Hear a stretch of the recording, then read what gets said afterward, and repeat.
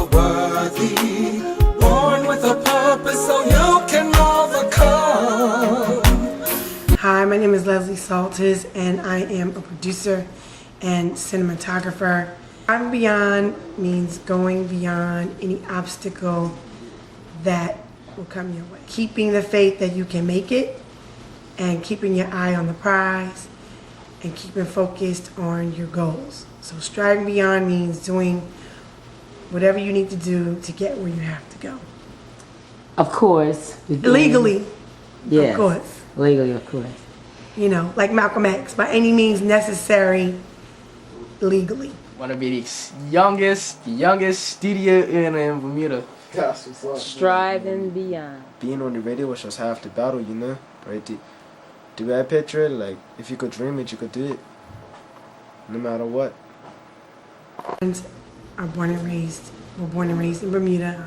I've shot movies like When Voices Rise and Walking on a Sea of Glass.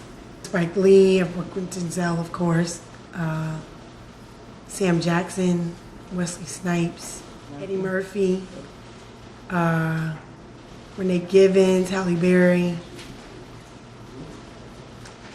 I've worked with a lot of the top black actors in Hollywood and directors as well. Striving beyond is, you know, pushing yourself past the limit of comfortableness. You know, a lot of people get complacent with the way they live their lives and are happy they want to complain about it, but really if you're striving past the limit, then you're gonna exceed the normal limitations. So really, gotta trim. It's positive. It's positive. Trim.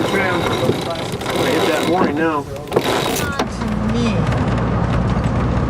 means when you feel like you've come to the point that you don't think that you can go any further, you go beyond. The top, going forward, right? And 35 years on the scene. And counting. It's Russell Tompkins Jr., the original lead singer of Stylistics. And I'd like to tell all the young people of Bermuda to get your education. Push yourself, strive to make progress, move forward, move beyond. I graduated first time I kept God on at age 70. Do something that ain't never been done before, man. Try to be the one. With a purpose so you can overcome. Each dream, your fullest potential is to strive beyond. I was killed in September of 2005, September 19th. He was shot, 18 years old. And I'm here talking to you guys about the violence that's going on. The violence in America right now is very high, and it's something that you guys need to take serious. It's something that I haven't forgotten. I'll never forget. I'm sad each and every day. I want you guys to know that this is not a joke. Here's a picture of my son. I got tattooed on my arm. Get it and get out. And in doing that, we're misled down the paths of illegalness, you know, constantly surrounded by people and crime, you know, in that environment. And when you're in that environment, you subject yourself to prove something to somebody. You did me wrong. Let me go and kill your mother, kill your sister.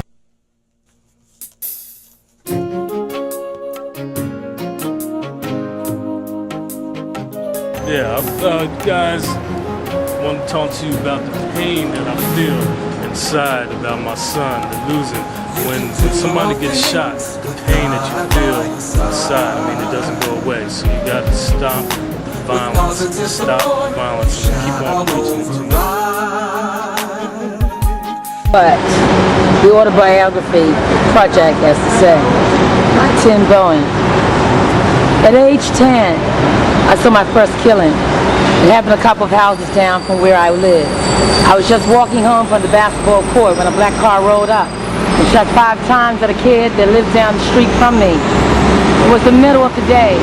The kid got hit 3 times in the head and dropped about 20 feet in front of me. At the shots, I was so scared that I didn't move or blink. I stood there shaking while other people went running. At the time, all kinds of things. were running through my mind about how maybe the shooter was aiming for me. The kid was a drug dealer. He used to take care of his family financially. Now that he was dead, he was going to take care of him. Then, suddenly, I felt a hand grab my shoulder. I turned around. It was my brother. He asked me what happened, and I told him. He told me to run into the house. While I was running into the house, I kept hearing shots. I could hear the killer's laugh. For a week, I couldn't sleep, because every time I closed my eyes, I would picture Rob slumped face down in the grass with his head leaking blood. The autobiography project. We need to really pay attention. Is it really worth?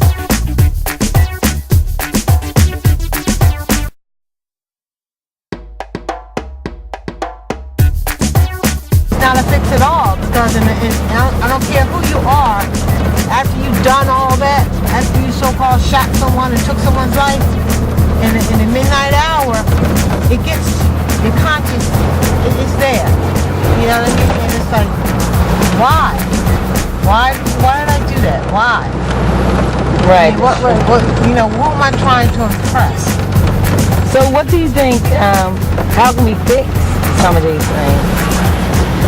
I think we need to instill in the youth more of a self-worth, self-value.